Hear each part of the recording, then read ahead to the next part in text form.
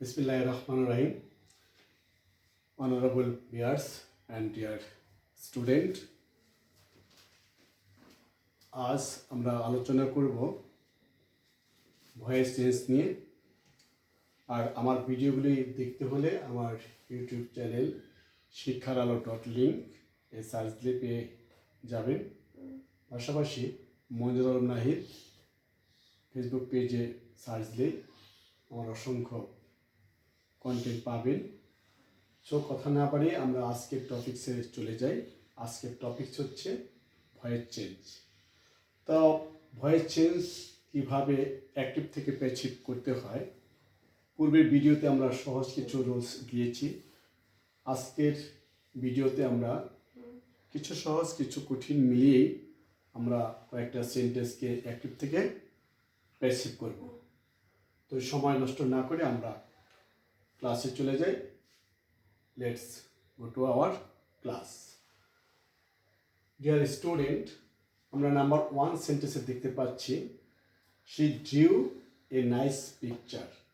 তো তোমরা জানো যে প্যাসিভ করতে হলে অ্যাক্টিভ ভয়েসের অবজেক্টকে সাবজেক্ট করতে হবে। তা অবজেক্টটা ইতিপূর্বে তোমরা চিনেছ যে ভার্বের পরেই অবজেক্ট থাকে। তো অবজেক্ট দুই প্রকার তোমরা জানো, ডিরেক্ট অ্যান্ড ইনডিরেক্ট অবজেক্ট। তো এ নাইস পিকচার অর্থাৎ determiner or article, adjective and noun, তিনটা মিলে হচ্ছে অবজেক্ট। সো আমরা অবজেক্টকে সাবজেক্ট করব। এ নাইস পিকচার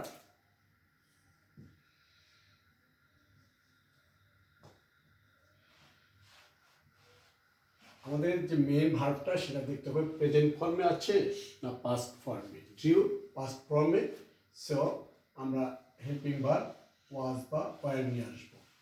যেহেতু সাবজেক্ট এক বছর ওয়াচ, এরপরে আমরা এই ভার্বটার ডট পাস্ট পার্টিসিপল ফর্ম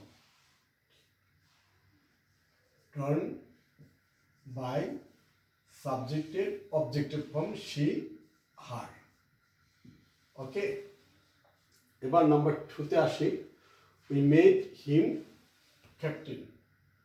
আমরা এখানে দুইটা অবজেক্টের মতো পাচ্ছি, একটা প্রোনাউন একটা নাউন। তো এখানে দুইটা অবজেক্ট না, এখানে একটা অবজেক্ট। ক্যাপ্টেনটা হচ্ছে কমপ্লিমেন্ট, অর্থাৎ এটা অবজেক্টকে মডিফাই করেছে। সো অবজেক্টকে আমরা হিম ধরে নিয়ে আমরা সাবজেক্ট করি হি। সেম আগেরটার মতো verb two or past form.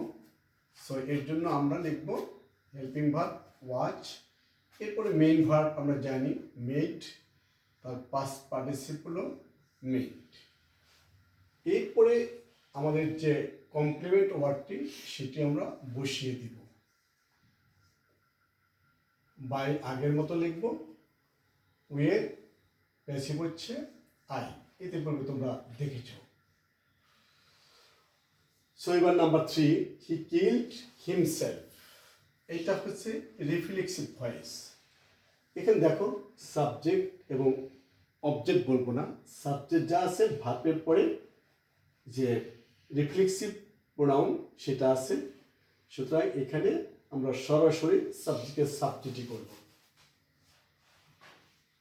সেই আগের মতো verb two or past form watch,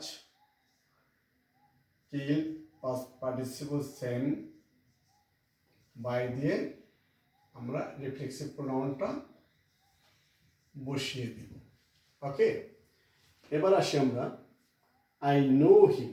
এটাকে কিভাবে অ্যাক্টিভ থেকে প্যাসিভ করব। অবজেক্ট হিম সাবজেক্ট করে নিই। নো ভার্বটা এই ক্ষেত্রে প্রেজেন্ট ফর্ম। সো আমার হেল্পিং ভার্ব চলে আসবে অ্যামিজারের ইজ।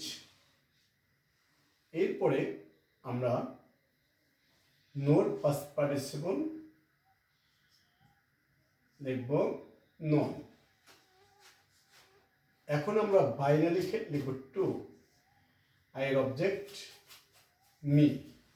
তোমরা অনেকেই জানো যে সাবজেক্টকে অবজেক্ট করার আগে বাই বসে, শুধু বাই না, টু বসে, ফর বসে, উইথ বসে, এটসেট্রা। যাও, he is known to me. Okay, এবার number 5, they are playing football. আমরা ফুটবলকে নিয়ে আসি, অবজেক্ট নাউন আছে, আমরা সেটাকে নিয়ে আসবো, নাউনের কোনো পরিবর্তন হবে না, ফুটবল। এবার এই ভার্বটা লিখবো, অর্থাৎ যে আমাদের হেল্পিং ভার্ব আছে MHR, যেহেতু ফুটবল সিঙ্গুলার, ইজ অতিরিক্ত আমার বিং আনতে হবে। এরপরে আমার এই যে প্লে আছে এটার পাস্ট পার্টিসিপল। আমরা জানি প্যাসিভ ভয়েসে অলওয়েজ ভার্বের পাস্ট পার্টিসিপল বসে। সো প্লে থেকে প্লেড, বাই, দের অবজেক্ট হচ্ছে দেন। ওকে, এবার লাক মি এ ফ্লাওয়ার, এটা কি ইম্পারেটিভ ভয়েস, যেহেতু সাবজেক্ট নেই, মেইন ভার্ব দ্বারা শুরু। ইম্পারেটিভ ভয়েস করতে হলে অবশ্যই প্রথমে আমরা লেট দিব,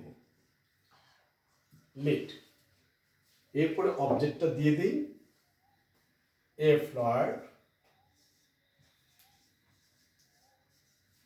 late a flower.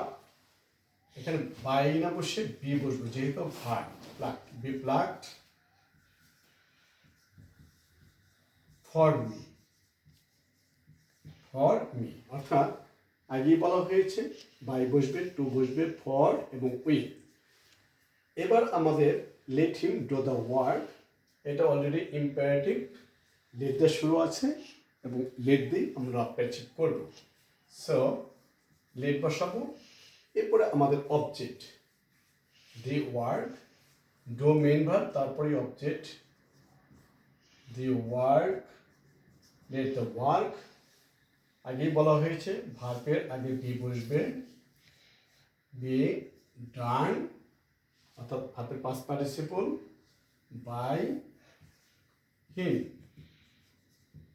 So dear student, তোমরা বুঝতে পেরেছো যে আমরা এই 7টা অ্যাক্টিভ ভয়েসকে প্যাসিভ কীভাবে করলাম। নেক্সট ভিডিওতে আমরা আরও কিছু এক্সেপশনাল রুলস নিয়ে ডিসকাস করব। তো তোমরা যারা ভিডিওটা ফলো করলে বা ফলো করবে, লাইক এবং শেয়ার দিয়ে অপরকে জানার ব্যবস্থা করে দেবে। Thanks all.